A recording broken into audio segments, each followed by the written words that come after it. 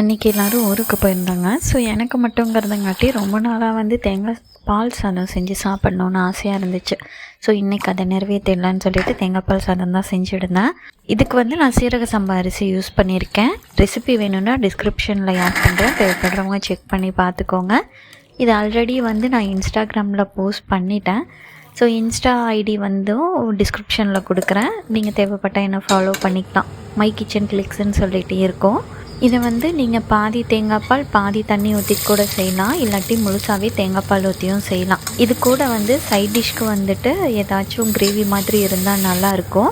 Chicken gravy வந்து இன்னும் செம்ம சூப்பராக ஆப்டாக இருக்கும். பட் மார்னிங்க்கு வந்து குட்டீஸ்க்கு சப்பாத்திக்கு வந்துட்டு பன்னீர் பட்டர் மசாலா செஞ்சுருந்தேன். அது கூடவே வச்சு சாப்பிட்டங்காட்டி இன்னும் செம்ம டேஸ்ட்டாக இருந்துச்சு. ஸோ அதுக்கப்புறமா இது வந்து ஒரு 1/2 kg வந்துட்டு எல்சா தீம்லாம் கேட்டிருந்தாங்க. மேலே வந்து பெரிய கிரீடம் மாதிரி இருந்துச்சு. பட் லாஸ்ட் மினிட் ஆர்டருங்கிறங்காட்டி அந்த பெரிய கிரீடம் என்னால் செய்ய முடியாது. குட்டியாக இந்த இது வச்சிடுறேன்னு சொல்லிட்டு இந்த மாதிரி தான் பண்ணியிருந்தேன். இந்த கேக்கோட அவுட்புட் எப்படி இருக்குன்னு சொல்லிட்டு கமெண்ட் பண்ணுங்கள்.